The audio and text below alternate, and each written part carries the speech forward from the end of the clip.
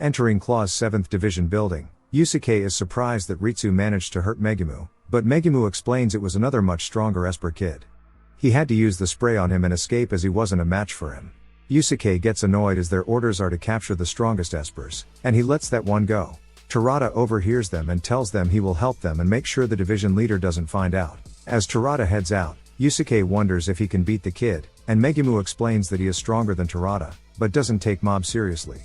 If he did, he could have beaten him easily in the beginning, but guesses Terada will go fully prepared and won't underestimate the situation.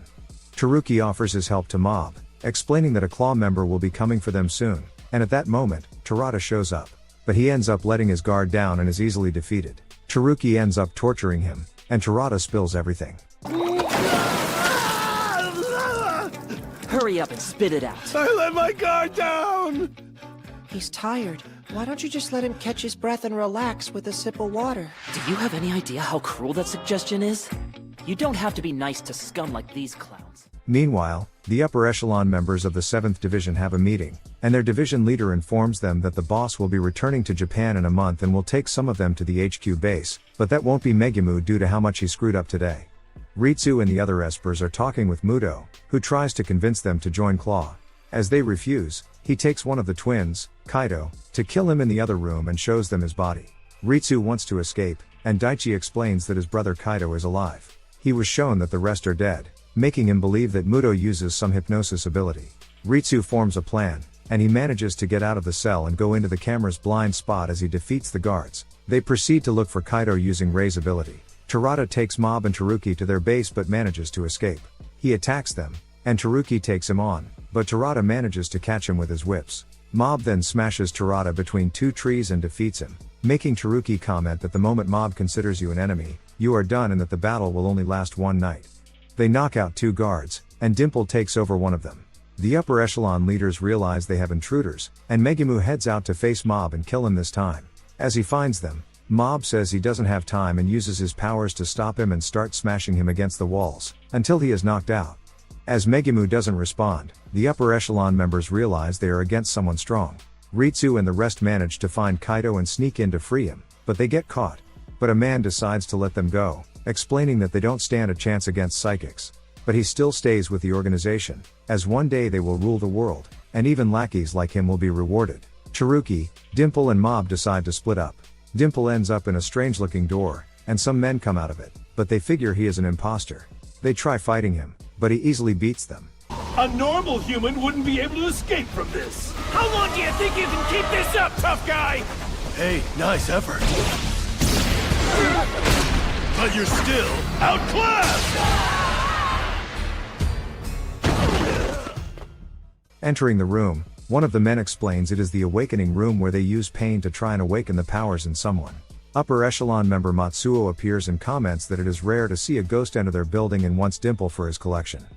Teruki beats some men and asks one of them to bring Ritsu and the others, but he informs him they got out and are not in the cell. As he continues to look for them, Miyagawa appears, engulfing everything in flames, and says he will show him real pyrokinesis. Teruki defends himself using his barrier, and Miyagawa thinks he has already won as Teruki couldn't do anything. As he provokes him to burn him even more, Teruki uses his barrier around Miyagawa, making him burn himself, defeating him. Yusuke appears, and while distracted, Muraki knocks out Teruki from behind. Ritsu takes out some weaklings, but Sho appears, and Ritsu decides to take him on, while the others escape. Meanwhile, Mob had been found by Mukai's dolls, but as he destroys them, she calls Tsuchiya, who starts fighting him. As she beats him, Mob starts crying as he doesn't want to fight a woman, due to his master telling him that only the biggest losers hit women. Help me with telekinesis like that! Her ability is hardening. You came this far, so why are you crying? Because I really don't want to have to beat up a lady during this rescue.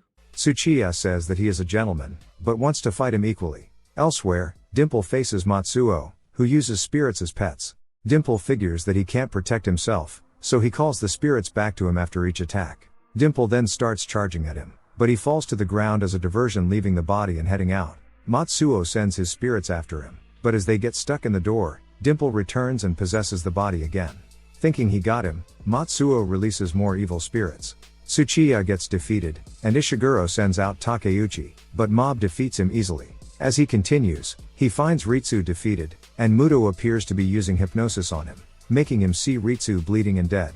Mob's rejection emotion reaches 100%, and he knocks out Muto and faints. Sho reveals himself and comments that Mob manages to amplify and reverse Muto's illusion.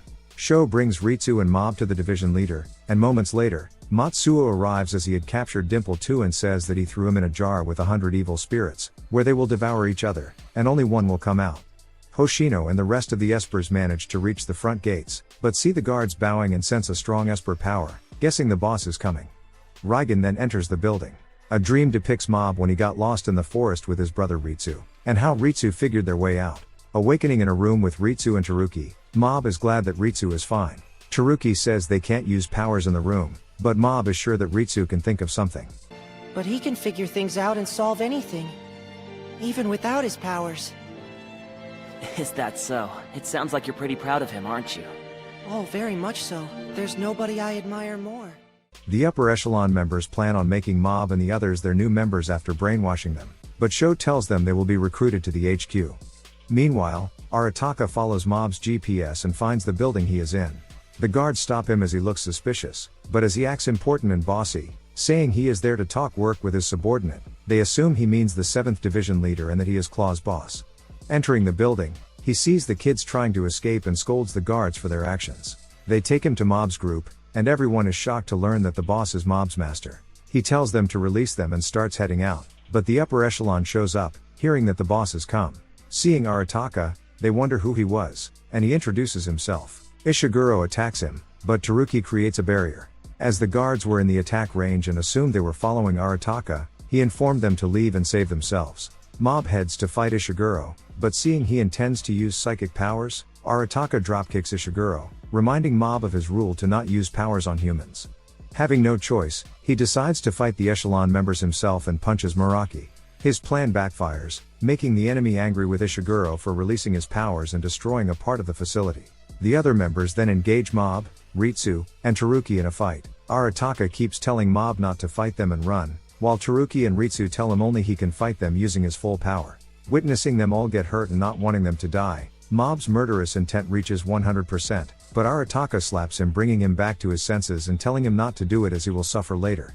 Mob recalls how he met Arataka. Seeing his sign, he comes to his office, saying he has psychic powers. Arataka thought someone wanted to joke with him, but invited Mob and explained that espers are like ordinary people and he needs to be a good person.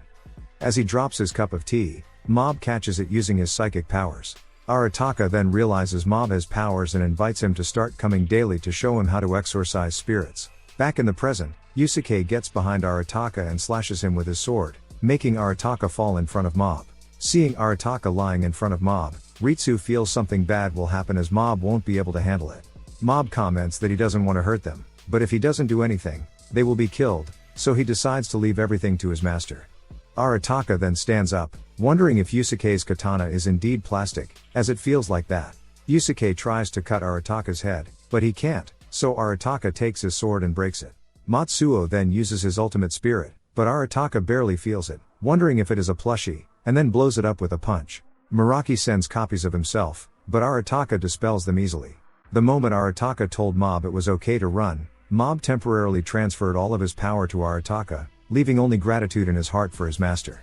Arataka, at 1000%, goes against Ishiguro, who uses black holes, but Arataka pops them like soap bubbles. Ishiguro charges Arataka, using his gravity to land some heavy attacks. However, Arataka still stands up, making Ishiguro realize how dense a barrier Arataka has and that his black holes are taking more energy than they can hold, which is why they are bursting.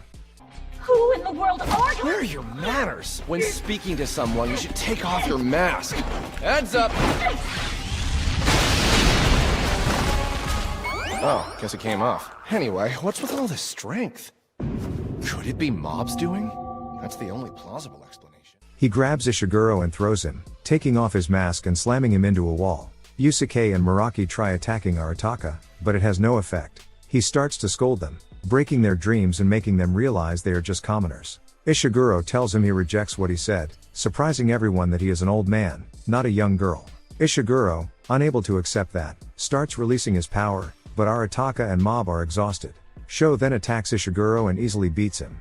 He tells Mob he is disappointed in him and explains that the 7th Division was to be dissolved and he should have taken anyone useful to the HQ, but as there are no such people in the 7th Division, he leaves. Matsuo says that only one spirit is left in his poison jar and his ultimate creation would be ready, but Dimple emerges and knocks him out cold, saying that he regained some of his powers and that he can help now, but Mob tells him that everything is over.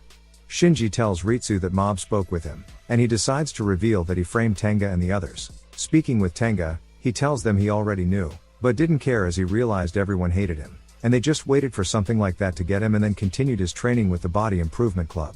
Taruki calls Kenji, and the kid espers from Awakening Lab, asking them if they want to become strong with him, and they accept. Dimple visits Arataka to inform him that Mob has collapsed from exhaustion due to his training with the Body Improvement Club, and he won't be able to come to work. He is surprised that Arataka can see him due to Mob's abilities, and Arataka decides that Dimple can help him. Sho returns to the 7th Division HQ to find his phone and explains that outside espers destroyed the 7th Division. He informs the boss, his father, that he needs to return to Japan soon and that his organization isn't the strongest anymore. Arataka sees there is a reward for Tsuchinoko and calls Mob. They head into the forest looking for one, but he finds Matsutake mushrooms and decides to collect them. A large monster appears, and Mob defeats it, making it spew all the mushrooms it ate and shrink. Happy with the number of mushrooms collected, Arataka decides to leave, saying that Tsuchinoko doesn't exist, without realizing the defeated monster was one. Whatever, let's go home. But the Tsuchinoko. What are you talking about? Those things don't exist. I'm gonna grill up some matsutake. You'll have some, right? Sure. Guess we should buy some kabo soup too. Sounds good.